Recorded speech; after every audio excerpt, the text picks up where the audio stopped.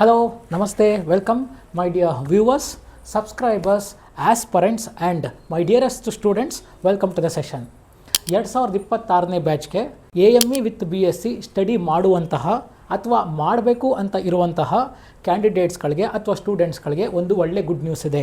It's an one time golden opportunity in your life. ಈ opportunity ಇನ್ನೊಂದ್ಸಲಿ ನಿಮ್ಮ ಲೈಫಲ್ಲಿ ಬರಲ್ಲ. ಯಾವುದೇ ಕಾರಣಕ್ಕೂ ಈ ಆಪರ್ಚುನಿಟಿ ಮಿಸ್ ಮಾಡ್ಕೋಬೇಡಿ. ಅದೇನು ಗುಡ್ ನ್ಯೂಸು, ಅದೇನು ಗೋಲ್ಡನ್ ಆಪರ್ಚುನಿಟಿ, ಆ ಗುಡ್ ನ್ಯೂಸ್ ಹಿಂದೆ ಇರುವಂತಹ ಲಾಜಿಕ್ ರೀಸನ್ ಏನೋ ಇದನ್ನೆಲ್ಲನೂ with proof with logic in detail ಆಗಿ ಈ ಸೆಷನಲ್ಲಿ ಡಿಸ್ಕಸ್ ಮಾಡ್ಕೊಂಬರೋಣ. And as I usually say, do not skip any part because everything is important. So without wasting the time, let's get started. Now let us get into the good news part now. ಆ good news ಏನಂತಂದರೆ 2026 ಬ್ಯಾಚ್ಗೆ AME with BSc study ಮಾಡೋಕ್ಕೆ ಅಂತ enter ಆದಂತಹ ಸ್ಟೂಡೆಂಟ್ಸ್ಗಳಿಗೆ ಅಥವಾ study ಮಾಡೋಕ್ಕೆ ಬರುವಂತಹ ಸ್ಟೂಡೆಂಟ್ಸ್ಗಳಿಗೆ ಫಸ್ಟ್ ಇಯರ್ಗೆ ಪ್ಲೇಸ್ಮೆಂಟ್ ಆಗುತ್ತೆ. ಐ ರಿಪೀಟ್, ಫಸ್ಟ್ ಇಯರ್ಗೆ ಪ್ಲೇಸ್ಮೆಂಟ್ ಆಗುತ್ತೆ. And you heard it right, first ಇಯರ್ಗೆ ಪ್ಲೇಸ್ಮೆಂಟ್ ಆಗುತ್ತೆ. ಇದೇ ವಿಚಾರನ ನಿಮ್ಮ ಸೀನಿಯರ್ಸ್ ಅಂದರೆ 2025ನೇ ಬ್ಯಾಚಿಗೆ ಅಡ್ಮಿಷನ್ಗೆ ಬಂದಂತಹ ಸ್ಟೂಡೆಂಟ್ಸ್ಗಳಿಗೂ ನಾನು ಹೇಳಿದ್ದೆ. ಅವರು ಅದನ್ನು ನೆಗ್ಲೆಕ್ಟ್ ಮಾಡಿಬಿಟ್ರು. ಜುಲೈ 7, 2025ಕ್ಕೆ ಕಾಲೇಜು ಶುರುವಾಯಿತು. ಆಗಸ್ಟ್ 7 ಅಥವಾ 8ನೇ ತಾರೀಕು ವಿತಿನ್ 1 ಮಂತ್ 30 ಜನ ಕ್ಯಾಂಡಿಡೇಟ್ಸ್ಗಳಿಗೆ, 30 ಜನ ಸ್ಟೂಡೆಂಟ್ಸ್ಗಳಿಗೆ ಏರ್ ಇಂಡಿಯಾ ಅನ್ನೋ ಒಂದು ಕಂಪ್ನಿ ಇಂಟ್ರ್ಯೂ ಮಾಡಿ, ಕ್ಯಾಂಪಸ್ ಇಂಟ್ರ್ಯೂ ಮುಖಾಂತರ ಸೆಲೆಕ್ಟ್ ಮಾಡಿ ಅವ್ರಿಗೆ ಸೆಲೆಕ್ಷನ್ ಲೆಟ್ರನ್ನ, ಆಫರ್ ಲೆಟ್ರನ್ನ ರಿಲೀಸ್ ಮಾಡ್ದ, ಕನ್ಫರ್ಮೇಷನ್ ಲೆಟ್ರನ್ನ ರಿಲೀಸ್ ಮಾಡ್ದ. ಈ ವಿಚಾರ ನಾನು ಹೇಳಿದಾಗ ನೆಗ್ಲೆಕ್ಟ್ ಮಾಡಿಬಿಟ್ಟು ಹೋಗಿದ್ರಲ್ಲ ಆ ಸ್ಟೂಡೆಂಟ್ಸ್ಗೆ ಗೊತ್ತಾಯಿತು. ಗೊತ್ತಾದ ಮೇಲೆ ಆಗ ಅಲ್ಲಿಂದ ಫೋನ್ ಮಾಡ್ತಾರೆ, ಸರ್ ಒಂದೇ ಒಂದು ಸೀಟ್ ಇದ್ದರೆ ಕೊಡಿಸಿ ಸರ್ ಅಂತ. Always remember A golden rule in the life. Life always gives you two options at one side. Either you have to take the risk or you have to regret it later on. ನೀವು regret ಮಾಡ್ಕೋಬೇಡಿ, ನೀವು miss ಮಾಡ್ಕೋಬೇಡಿ. It's an golden opportunity in your life, entire life time. ಒಂದೇ ಸಲ ಬರೋದು ಈ opportunity. ಇಲ್ಲಿ ನೀವು ಮಿಸ್ ಮಾಡ್ಕೊಂಡ್ರೆ ಇನ್ನೊಂದು ಸಲ ಬರಲ್ಲ. ನಿಮಗೆ ಫಸ್ಟ್ ಇಯರ್ಗೆ ಪ್ಲೇಸ್ಮೆಂಟ್ ಆಗುತ್ತೆ. ಇದೇ ವಿಚಾರನ 2025 ಬ್ಯಾಚ್ಗೆ ಬರುವಂಥ ಸ್ಟೂಡೆಂಟ್ಸ್ಗಳಿಗೂ ಹೇಳಿದ್ದೆ. ಟೋಟಲ್ ಆಗಿ 30 ಜನ ಏರ್ ಇಂಡಿಯಾ ಅನ್ನೋ ಕಂಪ್ನಿಗೆ ಫಸ್ಟ್ ಇಯರಲ್ಲೇ ಪ್ಲೇಸ್ಮೆಂಟ್ ಆಗಿದ್ದಾರೆ. ಆ ಥರ 30 ಜನ ಪ್ಲೇಸ್ಮೆಂಟ್ ಆಗಿರೋಂತಹ ಸ್ಟೂಡೆಂಟ್ಸಲ್ಲಿ ಒಬ್ಬ ಸ್ಟೂಡೆಂಟ್ನ ಪೇರೆಂಟು ಇವತ್ತು ನಮ್ಮ ಜೊತೆಗಿದ್ದಾರೆ.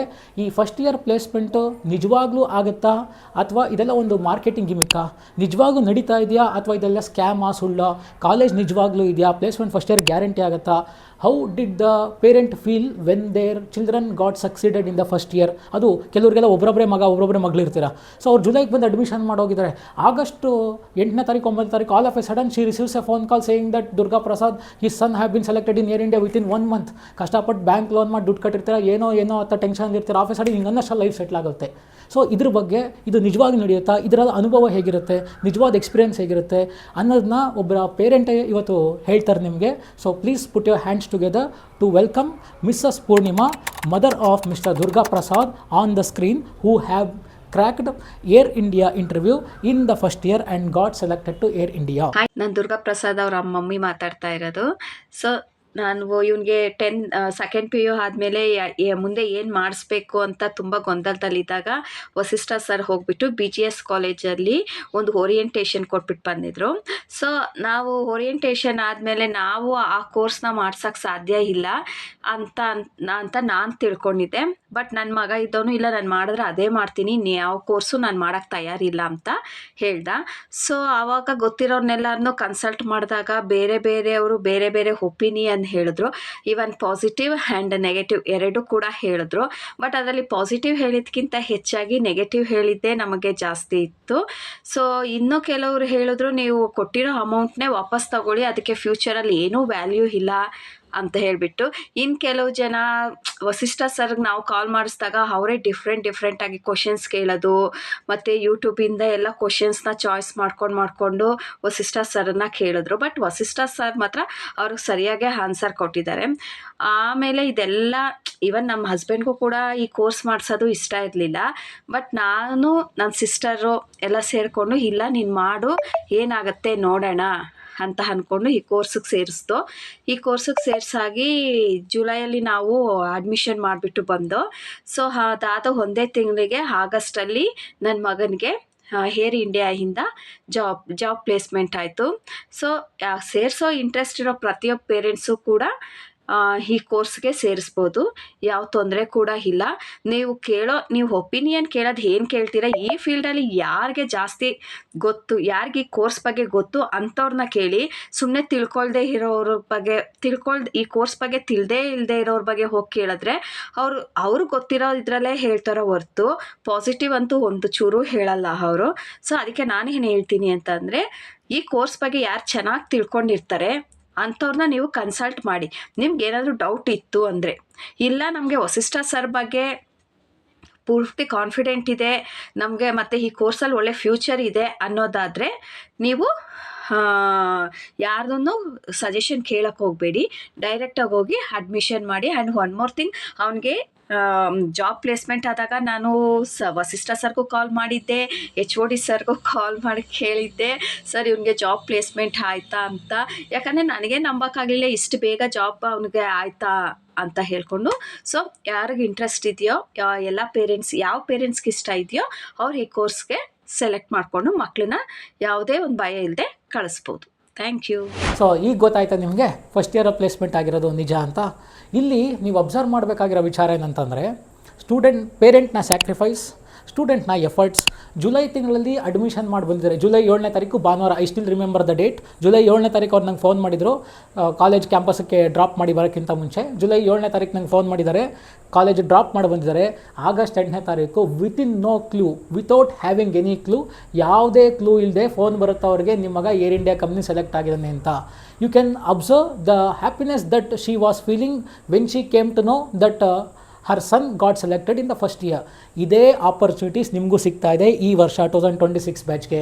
ಫಸ್ಟ್ ಇಯರ್ಗೆ ಸೆಲೆಕ್ಟ್ ಆಗ್ತೀರಾ. We are very specific and we are very clear with the statements that whatever we are saying. ಈಗ ಫಸ್ಟ್ ಇಯರ್ಗೆ ಯಾಕೆ ಪ್ಲೇಸ್ಮೆಂಟ್ ಆಗುತ್ತೆ, ಯಾವ್ಯಾವ ಕಂಪ್ನಿ ಫಸ್ಟ್ ಇಯರ್ಗೆ ನಿಮ್ಮನ್ನು ಹೈರ್ ಮಾಡ್ತಾರೆ, ಅದ್ರ ಹಿಂದೆ ಇರೋ ಲಾಜಿಕ್ ಏನು? ಫಸ್ಟ್ ಇಯರ್ಗೆ ಪ್ಲೇಸ್ಮೆಂಟ್ ಆಗ್ತಾ ಇದೆ ಅಂತಂದರೆ ಅದ್ರ ಹಿಂದೆ ತುಂಬ ಡಿಮಾಂಡ್ ಇರಬೇಕು, ಅಥವಾ ಅದರ ಹಿಂದೆ ಏನೋ ಒಂದು ದೊಡ್ಡ ಲಾಜಿಕ್ ಇರಬೇಕು.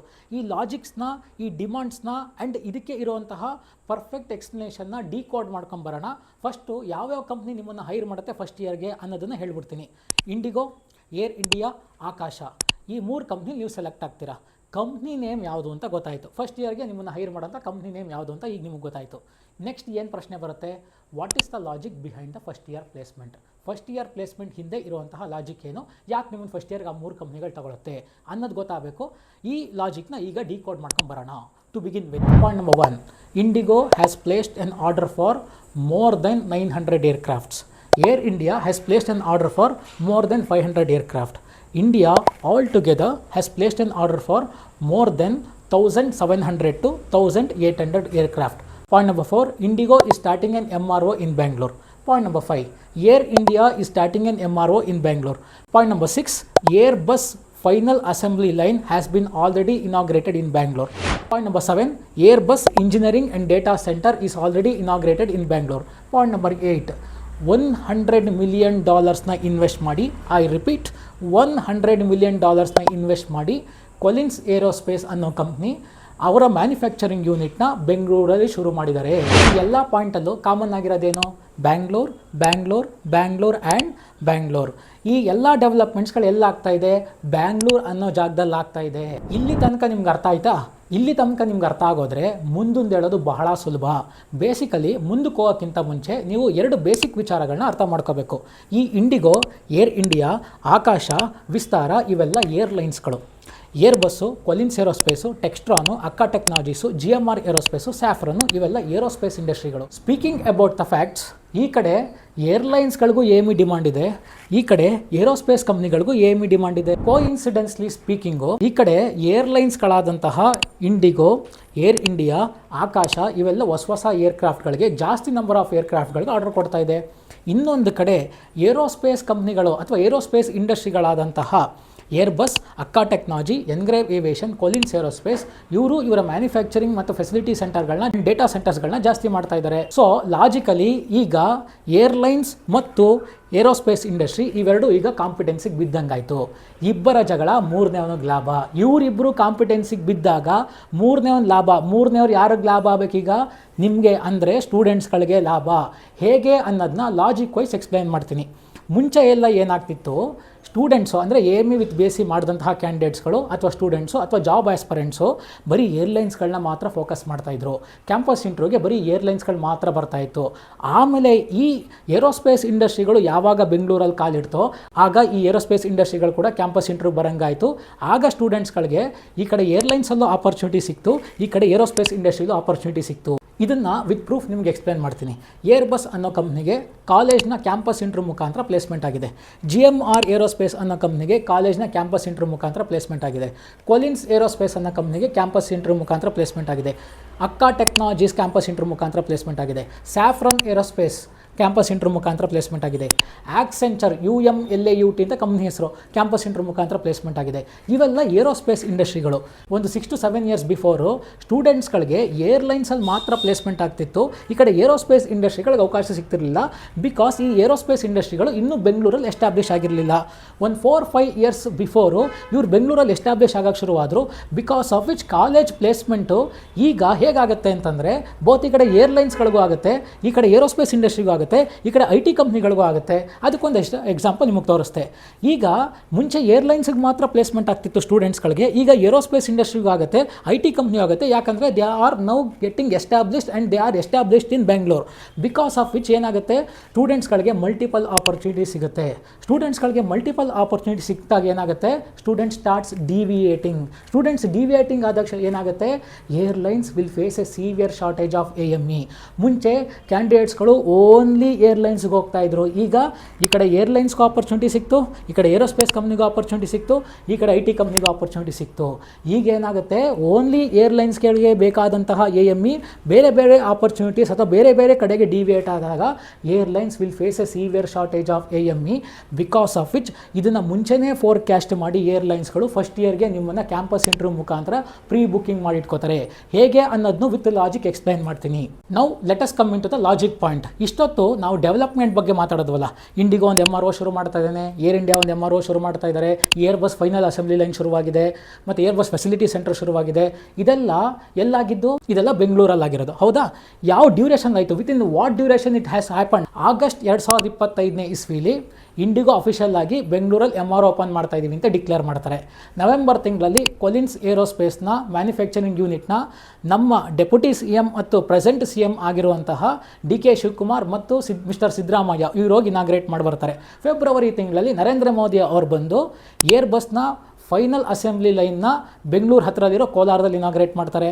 ರೀಸೆಂಟಾಗಿ 2-3 ದಿವಸ ಹಿಂದೆ ನಮ್ಮ ಪ್ರೆಸೆಂಟ್ ಡೆಪ್ಯೂಟಿ ಚೀಫ್ ಮಿನಿಸ್ಟರ್ ಆದಂತಹ ಮಿಸ್ಟರ್ DK ಶಿವಕುಮಾರ್ ಅವರು ಏರ್ಬಸ್ನ ಲಾರ್ಜೆಸ್ಟ್ ಡಿಜಿಟಲ್ ಆ್ಯಂಡ್ ಇಂಜಿನಿಯರಿಂಗ್ ಸೆಂಟರ್ನ ಹೋಗಿ ಇನಾಗ್ರೇಟ್ ಮಾಡಿ ಬರ್ತಾರೆ. ಸೊ ನೀವು ಕೇರ್ಫುಲ್ಲಾಗಿ ಅಬ್ಸರ್ವ್ ಮಾಡಿ, August, September, October, November, December, January, February, March, within 8 months ನಮ್ಮ ಭಾರತ ದೇಶದಲ್ಲಿ, ಅದು ಬೆಂಗಳೂರಲ್ಲೇ ಇಷ್ಟೊಂದು ಡೆವಲಪ್ಮೆಂಟ್ ಆಗಿರ್ಬೇಕಾದ್ರೆ ಅದು within 8 months. What if they leave for next 3 years? ಇನ್ನೂ 3 ವರ್ಷ ಆದರೆ ಎಷ್ಟೆಷ್ಟು ಡೆವಲಪ್ಮೆಂಟ್ ಆಗಬೇಡ, ಎಷ್ಟೆಷ್ಟು ಫೆಸಿಲಿಟಿ ಸೆಂಟರ್ಗಳು ಬರಬೇಡ, ಎಷ್ಟೆಷ್ಟು ಮ್ಯಾನುಫ್ಯಾಕ್ಚರಿಂಗ್ ಯೂನಿಟ್ ಓಪನ್ ಆಗಬೇಡ, ಎಷ್ಟೆಷ್ಟು ಇನ್ವೆಸ್ಟ್ಮೆಂಟ್ಗಳು ಏರೋಸ್ಪೇಸ್ ಇಂಡಸ್ಟ್ರಿ ಮೇಲೆ ಅಥವಾ ಏವಿಯೇಷನ್ ಇಂಡಸ್ಟ್ರಿ ಮೇಲೆ ಆಗಬೇಡ. ಈ ಇನ್ವೆಸ್ಟ್ಮೆಂಟ್ಗಳು, ಮ್ಯಾನುಫ್ಯಾಕ್ಚರಿಂಗ್ ಯೂನಿಟ್ಗಳು, ಫೆಸಿಲಿಟಿ ಸೆಂಟರ್ಗಳು ಇದೆಲ್ಲ ಜಾಸ್ತಿ ಆಗ್ತಿದ್ದಂಗೆ ಸ್ಟೂಡೆಂಟ್ಸ್ಗೆ ಆಪರ್ಚುನಿಟಿ ಜಾಸ್ತಿ ಆಗುತ್ತೆ. ಸ್ಟೂಡೆಂಟ್ಗೆ ಆಪರ್ಚುನಿಟಿ ಜಾಸ್ತಿ ಆದಾಗ ಡಿವಿಯೇಷನ್ ಜಾಸ್ತಿ ಆಗುತ್ತೆ. ಡಿವಿಯೇಷನ್ ಜಾಸ್ತಿ ಆದಾಗ ಏರ್ಲೈನ್ಸ್ಗೆ AME ಶಾರ್ಟೇಜ್ ಆಗ್ತಾರೆ. ಇದನ್ನು ಅಬ್ಸರ್ವ್ ಮಾಡಿ ಮುಂದೆ ನಮಗೆ in the sense with respect to company ಯೋಚನೆ ಮಾಡ್ತೇನೆ. Assume that I am Air India ಅಂತ ಇಟ್ಕೊಳ್ಳಿ. ಸೊ ಏರ್ ಇಂಡಿಯಾ ಅವ್ರು ಅಬ್ಸರ್ವ್ ಮಾಡಿದ್ರು ನಮಗೆ ಮುಂದೆ AME ಶಾರ್ಟೇಜ್ ಆಗ್ತಾರೆ ಅಂತ. ಹೋದ ವರ್ಷ ಬಂದರು, ಕ್ಯಾಂಪಸ್ ಇಂಟರ್ವ್ಯೂ ಕಂಡಕ್ಟ್ ಮಾಡಿದ್ರು, 30 ಜನ ಪ್ರೀ ಬುಕ್ ಮಾಡಿದ್ರು. ಸೊ ಅದೇ ಥರ ನಿಮಗೆ 3 ಏರ್ಲೈನ್ಸ್ ಹೇಳಿದ್ದೀನಿ, ಇಂಡಿಗೋ, ಆಕಾಶ ಆ್ಯಂಡ್ ಇನ್ನೊಂದು ಯಾವುದು, ಏರ್ ಇಂಡಿಯಾ. ಈ 3 ಕಂಪ್ನಿ ಕ್ಯಾಂಪಸ್ ಇಂಟರ್ವ್ಯೂ ಬರುತ್ತೆ. ಈ 3ರಲ್ಲಿ ಒಂದಕ್ಕೆ ನೀವು ಸೆಲೆಕ್ಟ್ ಆಗ್ತೀರಾ. ಸೊ ಈಗ ನಿಮಗೆ ಕ್ಯಾಂಪಸ್ ಇಂಟರ್ವ್ಯೂಲಿ ಫಸ್ಟ್ ಇಯರ್ಗೆ ನಿಮ್ಗೆ ಹೇಗೆ ಪ್ಲೇಸ್ಮೆಂಟ್ ಆಗುತ್ತೆ, ಫಸ್ಟ್ ಇಯರ್ಗೆ ಯಾಕೆ ಪ್ಲೇಸ್ಮೆಂಟ್ ಆಗುತ್ತೆ, ಯಾವ್ಯಾವ ಕಂಪ್ನಿ ನಿಮ್ಮನ್ನು ಹೈರ್ ಮಾಡ್ತಾರೆ ಫಸ್ಟ್ ಇಯರ್ಗೆ ಪ್ಲೇಸ್ಮೆಂಟ್ ಆದರೆ, ಈ ಎಲ್ಲ ವಿಚಾರಗಳು ಈಗ ನಿಮಗೆ ಗೊತ್ತಾಯಿತು. ವಿತ್ ಲಾಜಿಕ್, ವಿತ್ ಪ್ರೂಫ್ ಗೊತ್ತಾಯಿತು. ಈಗ ನೆಕ್ಸ್ಟ್ ನಿಮ್ಗೆ ಗೊತ್ತಾಗಬೇಕಾಗಿರೋದು ಏನು? ನೆಕ್ಸ್ಟ್ ನಿಮ್ಗೆ ಗೊತ್ತಾಗಬೇಕಾಗಿರೋದು ಫಸ್ಟ್ ಇಯರ್ಗೆ ನಾವು ಕ್ಯಾಂಪಸ್ ಇಂಟರ್ವ್ಯೂಗೆ ಹೋಗಿ ಕೂತ್ಕೊಂಡಾಗ ಏನು ಕ್ವಶನ್ಸ್ ಕೇಳ್ತಾನೆ ಅನ್ನೋದು ನಿಮ್ಗೆ ಗೊತ್ತಾಗಬೇಕು. ಯಾಕಂದರೆ ನೀವು ಇನ್ನೂ ಕೋರ್ಸ್ ಓದೇ ಇರಲ್ಲ, ಕೋರ್ಸ್ ಕಂಪ್ಲೀಟೇ ಮಾಡಿರಲ್ಲ, ಈಗ ಬಂದಿರ್ತೀರ, ಅಷ್ಟು ಬೇಗ ಏನು ಕ್ವಶನ್ಸ್ ಕೇಳ್ತಾನೆ ಅನ್ನೋದು ಗೊತ್ತಾಗಬೇಕು. ನಾನು ಆಗ್ಲಿಂದನೂ ಹೇಳ್ತಾ ಇದ್ದೀನಿ, it's an golden opportunity and one time opportunity in your life. ಯಾವುದೇ ಕಾರಣಕ್ಕೂ ಮಿಸ್ ಮಾಡ್ಕೋಬೇಡಿ. ಯಾಕಂತಂದರೆ ಫಸ್ಟ್ ಇಯರಾಗಿ ನಿಮಗೆ ಪ್ಲೇಸ್ಮೆಂಟ್ ಆದರೆ ಕ್ಯಾಂಪಸ್ ಇಂಟರ್ವ್ಯೂಲಿ ಏನು ಪ್ರಶ್ನೆ ಕೇಳ್ತಾನೆ ಗೊತ್ತಾ? All basic physics. ಬೇಸಿಕ್ ಫಿಸಿಕ್ಸಾ? ಏನೇನು ಕೇಳ್ತಾನೆ ಸ್ವಲ್ಪ ಡೀಪಾಗಿ ಹೇಳ್ಬಿಡಿ ಸರ್ ಅಂತ ಕೇಳೋರಿಗೆ ಹೇಳ್ತೀನಿ. Ohm's law, Kirchhoff voltage law, Kirchhoff current law, unit of resistance, capacitance, inductance, basic thermodynamics law ಇದ್ರ ಬಗ್ಗೆ ಕೇಳ್ತಾನೆ. ಕನ್ವರ್ಷನ್ಸ್ ಬಗ್ಗೆ ಕೇಳ್ತಾನೆ, ಕೆಪಾಸಿಟರ್ ಬಗ್ಗೆ, ಇಂಡಕ್ಟರ್ ಬಗ್ಗೆ, ರೆಸಿಸ್ಟರ್ ಬಗ್ಗೆ ಕೇಳ್ತಾನೆ. ಕನ್ವರ್ಷನ್ಸ್ ಅಂತಂದರೆ centimetre to kilometre, kilometre to centimetre, ಈ ಕನ್ವರ್ಷನ್ಸ್ ಬಗ್ಗೆ ಕೇಳ್ತಾನೆ. ಜೊತೆಗೆ ನಿಮ್ಮ ಕಮ್ಯುನಿಕೇಷನ್ ಸ್ಕಿಲ್ನ ಚೆಕ್ ಮಾಡೋಕ್ಕೆ ಇಂಟ್ರೊಡ್ಯೂಸ್ ಯುವರ್ ಸೆಲ್ಫ್, ಈ ಥರ ಬೇಸಿಕ್ ಕ್ವಶನ್ಸ್ಗಳನ್ನ ಕೇಳ್ತಾನೆ. ಇದ್ರ ಬಗ್ಗೆ ಈ ಬೇಸಿಕ್ ಫಿಸಿಕ್ಸು ಮತ್ತು ನಿಮ್ಮ ಕಮ್ಯುನಿಕೇಷನ್ ಸ್ಕಿಲ್ಸು ಇದನ್ನೆಲ್ಲ ಡೆವಲಪ್ ಮಾಡ್ಕೊಳ್ಳೋಕ್ಕೆ ಕಾಲೇಜ್ ಒಳಗಡೆ ನೀವು ಹೋದಾಗ ಕಾಲೇಜವರು ಕೂಡ ನಿಮಗೆ ಟ್ರೈನಿಂಗ್ ಕೊಡ್ತಾರೆ. ಜೊತೆಗೆ ಏಪ್ರಿಲ್ 10ನೇ ತಾರೀಕಷ್ಟೊಳಗೆ ನಿಮ್ಮ PUC ರಿಸಲ್ಟ್ ಬಂದ್ಬಿಡುತ್ತೆ.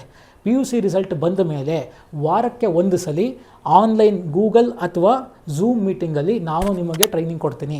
ಹೋದ ವರ್ಷ 2025ನೇ ಇಸ್ವಿಗೆ ಸೆಲೆಕ್ಟ್ ಆದ್ರಲ್ಲ ಫಸ್ಟ್ ಇಯರ್ಗೆ ಕ್ಯಾಂಪಸ್ ಇಂಟರ್ವ್ಯೂ ಮುಖಾಂತರ ಏರ್ ಇಂಡಿಯಾ ಅನ್ನೋ ಕಂಪ್ನಿಗೆ, ಈಗ ದುರ್ಗಾ ಪ್ರಸಾದ್ ಅವರ ಅಮ್ಮ ಮಾತಾಡಿದ್ರಲ್ಲ, ಆ ಬ್ಯಾಚಲ್ಲಿ ಸೆಲೆಕ್ಟ್ ಆದಂಥ ಅಷ್ಟು ಸ್ಟೂಡೆಂಟ್ಸ್ಗಳಿಗೂ ಇದೇ ಟೆಕ್ನಿಕ್ ಫಾಲೋ ಮಾಡಿದ್ದೆ. ಅದೇ ಟೆಕ್ನಿಕ್ ನಿಮಗೂ ಫಾಲೋ ಮಾಡ್ತೀನಿ. ಆಗ ಸೆಕೆಂಡ್ ಇಯರ್ ಅಂದರೆ ಅವರು ಫಸ್ಟ್ ಇಯರ್ಗೆ ಬರೋಕ್ಕಿಂತ ಮುಂಚೆ ಫಸ್ಟ್ ಇಯರಲ್ಲಿದ್ದವ್ರು ಈಗ ಸೆಕೆಂಡ್ ಇಯರ್ಗೆ ಹೋಗಿದ್ದಾರೆ. ಈ ದುರ್ಗಾ ಪ್ರಸಾದ್ ಅವರು ಫಸ್ಟ್ ಇಯರ್ಗೆ ಹೋಗಿದ್ದಾರೆ. ಈಗ ಸೆಕೆಂಡ್ ಇಯರಲ್ಲಿ ಇದ್ದವ್ರಿಗೆ ಆಗ ಪ್ಲೇಸ್ಮೆಂಟ್ ಆಯ್ತಾನೆ. ಫಸ್ಟ್ ಇಯರಿಂದ ಸೆಕೆಂಡ್ ಇಯರ್ಗೆ ಟ್ರಾನ್ಸಾಕ್ಷನ್ ಆಗಬೇಕಾದ್ರೆ ಫಸ್ಟ್ ಇಯರ್ ಸ್ಟೂಡೆಂಟ್ಸಿಗೆ ಪ್ಲೇಸ್ಮೆಂಟ್ ಆಗಿತ್ತು. ಸೊ ಆ ಬ್ಯಾಚ್ನ ಸ್ಟೂಡೆಂಟ್ಸ್ಗಳನ್ನ ಗೂಗಲ್ ಮೀಟ್ಗೆ ಝೂಮ್ ಮೀಟಲ್ಲಿ ಕೂರಿಸ್ಕೊಂಡಿದ್ದೆ. ಅವರು ಇವ್ರಿಗೆ ಏನು ಕ್ವಶನ್ ಕೇಳಿದ್ರು, ಯಾವ ಥರ ನೀವು ಇಂಟರ್ವ್ಯೂ ರೆಡಿ ಆಗಬೇಕು, ಯಾವ ಥರ ಕ್ವಶನ್ಸ್ನ ಎಕ್ಸೆಪ್ಟ್ ಮಾಡ್ಬೋದು ನೀವು, ಅದಕ್ಕೆ ಪ್ರಿಪ್ರೇಷನ್ ಯಾವ ರೀತಿ ಆಗಬೇಕು, ಅದನ್ನು ಅವರು ಇವ್ರಿಗೆ ಟ್ರೈನಿಂಗ್ ಕೊಟ್ಟಿದ್ರು.